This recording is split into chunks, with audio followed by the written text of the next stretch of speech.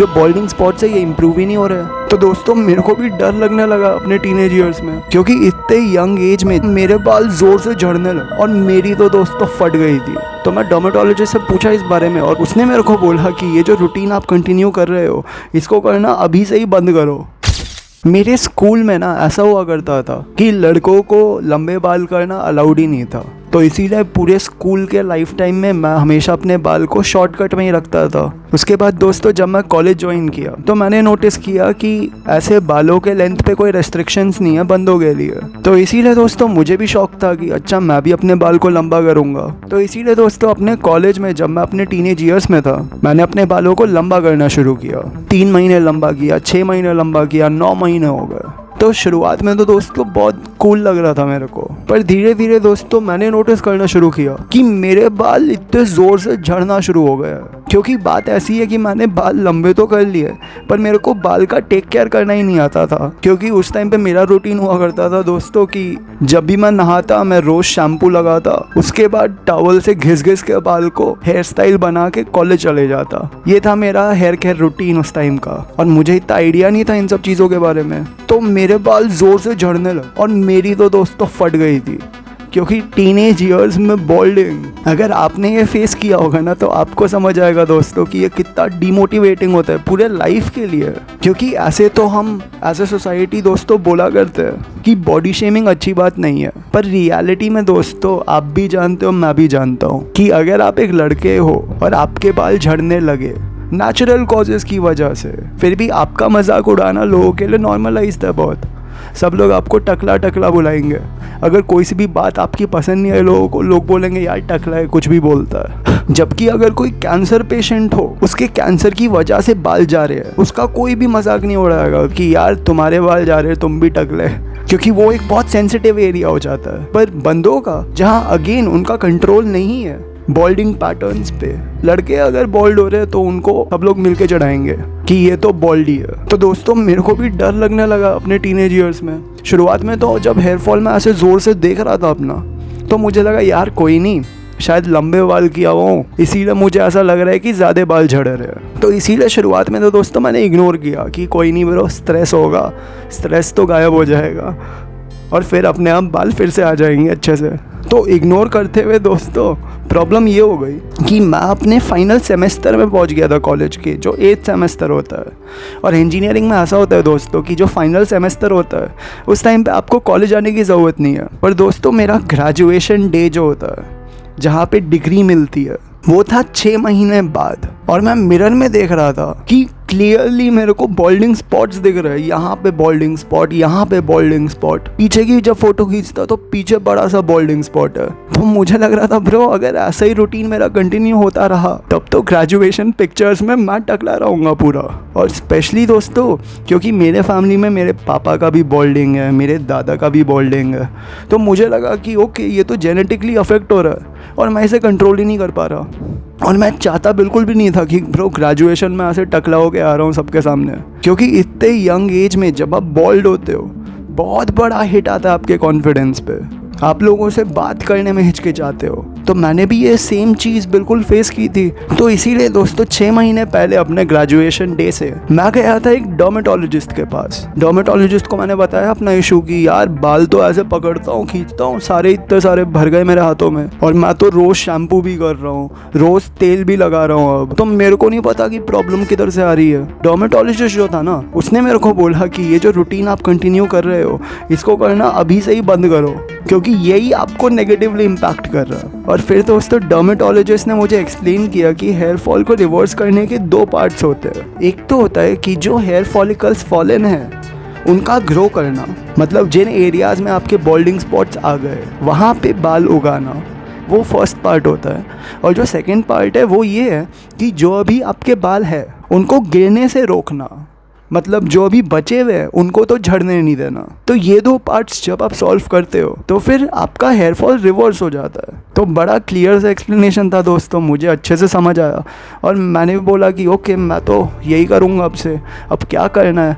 तो डर्मेटोलॉजिस्ट ने मुझे एडवाइसेस दी थी, मैं घर जाके वापस यूट्यूब पे भी सर्च किया, बहुत रिसर्च किया अच्छे से। तो सबसे पहले तो डॉक्टर ने मुझे बोला था कि अपने बालों को शॉर्ट कट कर दो आप, क्योंकि शॉर्टकट हेयर को मैनेज करना ज़्यादा आसान हो जाता है। तो इसीलिए दोस्तों मैंने अपने लंबे जो बाल किए हुए थे उनको छोटा कटवा लिया और फिर मैंने जो लाइफस्टाइल चेंजेस हैं उनको शुरू किया था। और मुझे बिल्कुल भी नहीं पता था कि ये इतना बड़ा गेम चेंजर होगा मेरे बालों के लिए। तो दोस्तों सबसे पहले तो मैंने अपने वाइटमिन्स लेना शुरू किया, क्योंकि उससे पहले जो भी घर में बन जाता था दोस्तों मैं तो वही खा लेता था। पर डॉक्टर की बात सुनने के बाद मैंने विटामिन डी की टैबलेट्स लेना शुरू किया, क्योंकि वो आपके हेयर ग्रोथ में तो मदद करता ही है, वो आपके टेस्टोस्टेरोन को भी बूस्ट करता है। तो दोस्तों मैं आपको अपना सप्लीमेंट स्टैक दिखा देता हूँ कि कौन कौन से वाइटामिन्स की पिल्स मैं अभी भी ले रहा हूँ। सबसे पहले तो दोस्तों ये होता है विटामिन सी। डायरेक्टली आपको जाना है लोकल फार्मेसी में, बोलना है कि लिमसी की टैबलेट दो और वो आपको ये दे देंगे। उसके बाद दोस्तों विटामिन डी के लिए भी आपको डिफरेंट वेरिएशंस मिलेंगे, मैं ये वाला लेता हूँ। और इसमें दोस्तों आप देखोगे तो फिर इसमें ये 4 टैबलेट्स होती है दोस्तों, और हर टैबलेट को आपको 1 हफ्ते में 1 बार लेना होता है। मल्टी विटामिन के लिए दोस्तों मैं ये लेता हूँ, बहुत कॉमन मल्टी विटामिन है। डायरेक्टली आपको जाके जिंकोविट करके बोलना है फार्मेसीज़ में और वो आपको ये शीट दे देंगे। और इसमें दोस्तों बहुत सारे विटामिन्स होते हैं इंक्लूडिंग जिंक, और जिंक तो आपके लिए बहुत अच्छा होगा स्पेशली क्योंकि वो टेस्टोस्टेरोन को भी बूस्ट करेगा। और उसके साथ इसमें और भी बहुत तरह के विटामिन्स हैं, जैसे vitamin B6, B2, B5, B1, vitamin A, manganese. तो इससे आपके जो भी नेसेसरी विटामिन्स है जो आपको खाने से नहीं मिल पा रहे वो सब कवर हो जाएंगे आराम से। और दोस्तों इसके साथ ओमेगा फिश ऑयल, तो ये चारों चीज़ें दोस्तों मैं रेगुलरली कंज्यूम करता हूँ। और ये दोस्तों बस मेरे हेयर ग्रोथ में मदद नहीं करता, उसके साथ ये मेरा टेस्टोस्टेरोन को भी इम्प्रूव करता है और मेरा मसल ग्रोथ में भी इम्प्रूव करता है। तो दोस्तों अगर आप अपने हेयर लॉस को रिवर्स करना चाहते हो तो ज़रूर आप भी देखो कि आपके डाइट में कौन से विटामिन्स मिसिंग है और उसके अकॉर्डिंगली उनको सप्लीमेंट करो अदर वेज से। अगर आप खाने के थ्रू सप्लीमेंट कर पा रहे हो तो वो भी अच्छा है, बहुत अच्छा है। पर मेरे को जैसे कि टाइम नहीं मिल पाता इतना, तो इसीलिए मैं इन मेडिसिन स्टैक्स की मदद से अपने आप को इन विटामिन्स में सप्लीमेंट कर लेता हूँ। और दोस्तों इसके साथ एक बहुत इंपॉर्टेंट चेंज किया था अपने डाइट में, और वो था कि मैं अपना प्रोटीन क्वांटिटी जो है उसको इंक्रीज़ कर दिया था। क्योंकि पहले तो जो रेगुलर इंडियन डाइट है दोस्तों उससे एवरेज आपको बस 15 ग्राम प्रोटीन मिलेगा, 15 ग्राम 20 ग्राम, बस इतना सा प्रोटीन मिलेगा दोस्तों। इसीलिए इंडियंस जो है ना प्रोटीन में बहुत डेफिशिएंट है। तो मैं तो दोस्तों ऐसा करता हूँ कि अपने वेट का मैं डबल अमाउंट प्रोटीन ग्राम्स में रोज़ कंज्यूम करता हूँ। तो आपको इतना ज़्यादा करने की ज़रूरत नहीं, तो आप अपने बॉडी वेट से 1 टाइम से 2 टाइम के बीच में रखोगे ना कोई सा भी, वो भी बहुत अच्छा होगा आपके लिए। जैसे कि अगर आप 70 kgs के हो तो आप 70 ग्राम प्रोटीन से लेके 140 ग्राम प्रोटीन कंज्यूम करोगे रोज़, तो ये भी आपके लिए बहुत अच्छा होगा। क्योंकि आपकी जो करंट डाइट होगी ना, अगर आप प्रोटीन सप्लीमेंट्स नहीं लेते हो जैसे वे प्रोटीन, तो मोस्ट लाइकली आप प्रोटीन में डेफिशिएंट हो दोस्तों।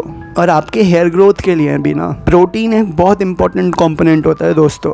तो ये तो रही बात सप्लीमेंट स्टैक्स की दोस्तों। दूसरी चीज़ जो मैंने की थी दोस्तों वो थी मिनॉक्सिडिल को उन बॉल्डिंग एरियाज़ में लगाने का, क्योंकि डॉक्टर ने मुझे बताया था कि रोज़ 2 बार सुबह को और रात को आप मोनोक्सिडिल अपने बॉल्डिंग स्पॉट्स पे लगाओ। क्योंकि मोनोक्सिडिल ऐसा करता है ना दोस्तों कि वो आपके हेयर ग्रोथ को इम्प्रूव कर देता है। तो जिन एरियाज़ में आपने हेयर को लूज़ कर लिया है उधर आपके बाल ग्रो होना शुरू हो जाएंगे मोनोक्सिडिल की मदद से।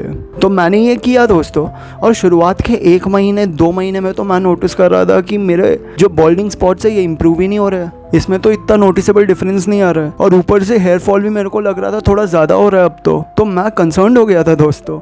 तो मैं डर्मेटोलॉजिस्ट से पूछा इस बारे में और उन्होंने मुझे बताया कि ये नेचुरल है, 1-2 महीने बाद आपके बाल अच्छे से ज़्यादा ग्रो होंगे। तो दोस्तों मेरे साथ भी यही हुआ, क्योंकि दोस्तों शुरुआत के 2 महीने में तो मैं रोज़ 2 बार मोनोक्सिडिल लगा रहा था, पर उसके बाद जो 4 महीने थे उसमें मैंने रोज़ बस 1 बार लगाना शुरू किया, वो भी सोने के टाइम पे। और फिर दोस्तों मैजिकली मैं देखने लगा कि जो बॉल्डिंग स्पॉट्स थे उधर पे भी हेयर फॉलिकल्स दिखने लगे मेरे को, यहाँ पे भी हेयर ग्रोथ होने लगा। तो दोस्तों इन डाइट चेंजेस और मोनोक्सिडिल के एप्लीकेशन की मदद से मैंने हेयर लॉस का फर्स्ट फैक्टर तो सॉल्व कर लिया था कि हेयर ग्रोथ होने लगा। जो हेयर लॉस जो मेरा हो रहा था उसको रोकने के लिए दोस्तों एक बहुत इंपॉर्टेंट स्टेप जो मैंने लिया था वो था पिलो के कवर को रेगुलरली चेंज करना। क्योंकि मैं तो दोस्तों सेम पिलो कवर में महीनों गुजार देता था और मुझे था कि यार अगर ज़्यादा स्मेल आने लगी इस पिलो कवर से तो फिर चेंज करूँगा। पर मुझे अपनी रिसर्च की मदद से पता चला कि पिलो कवर्स को रेगुलरली चेंज करना बहुत इंपॉर्टेंट है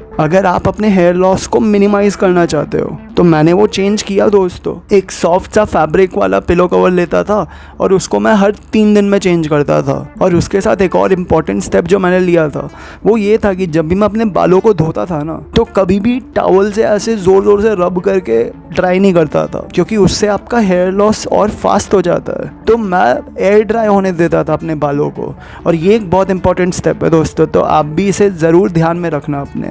उसके बाद दोस्तों जो ऑयलिंग की बात है ना, पहले तो दोस्तों मैं हर दिन अपना ऑयल लगा रहा था ताकि मुझे लगा कि शायद इससे हेयर लॉस मेरा गायब हो जाएगा, पर नहीं हो रहा था।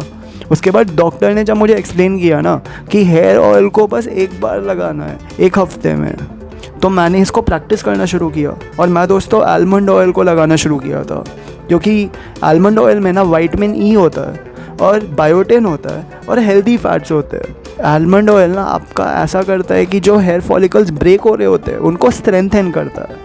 तो इसीलिए इसकी मदद से आपका हेयर लॉस मिनिमल हो जाता है दोस्तों। इसीलिए मैं आलमंड ऑयल को जब भी हर हफ्ते लगाता, अपने सिर पे ना उस ऑयल को मैं बस 1-2 घंटे के लिए छोड़ता था। उसके बाद दोस्तों शैम्पू लगा के मैं आलमंड ऑयल को रिमूव कर देता था बालों से। और अभी भी दोस्तों मैं सेम प्रैक्टिस फॉलो करता हूँ। अभी भी दोस्तों मैं अपने बालों को ऐसे ज़ोर ज़ोर से कभी रब नहीं करता, एयर ड्राई होने देता हूँ। ऑयल बस एक बार 1 हफ्ते में लगाता हूँ। और अभी आप मेरे बाल देख रहे हो तो आपको तो लग भी नहीं रहा होगा कि मेरे को बॉल्डिंग का इशू हो रहा था।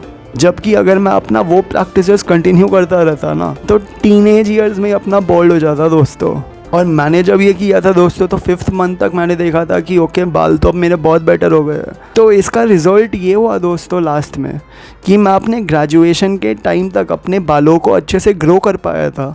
और दिखने में भी किसी को लग ही नहीं रहा था कि मैं अभी पिछले 6 महीने में इतने सीवियर बॉल्डिंग इशू को फेस करके आया हूँ। तो अगर आप ये वीडियो भी देख रहे हो ना दोस्तों अपने बालों के साथ खेलते हुए, तो ये आप अकेले नहीं हो दोस्तों। बंदों के लिए ना जो सिर के बाल है दोस्तों वो कॉन्फिडेंस को, सेल्फ कॉन्फिडेंस को बहुत स्ट्रांगली अफेक्ट करते हैं, क्योंकि सोसाइटी ने हमें ऐसे कंडीशन किया हुआ है। और आपको ना मेरी तरह वेट करने की कोई ज़रूरत नहीं है। आप डायरेक्टली जाके डॉक्टर का कंसल्टेशन ले लो दोस्तों, क्योंकि जितना जल्दी आप अपने हेयर लॉस को रिवर्स करने का शुरू करोगे उतना ही जल्दी और उतने ही बेटर इफेक्ट्स आपको आएंगे। अगर आपने ज़्यादा लेट कर दिया दोस्तों तो ऐसा भी हो सकता है कि जो आपके हेयर फॉलिकल्स झड़ चुके हैं, इतना टाइम हो गया कि अब ट्रीटमेंट की मदद से भी ये ग्रो नहीं हो रहे, और फिर आपका लास्ट ऑप्शन हेयर ट्रांसप्लांट होगा करवाना, जो अगेन बहुत एनर्जी आपकी लेगा, बहुत टाइम लेगा और बहुत पैसे लेगा। तो अगर आपको ये वीडियो पसंद आई तो ज़रूर ऐसे अपने किसी दोस्त को ये वीडियो शेयर करना आप,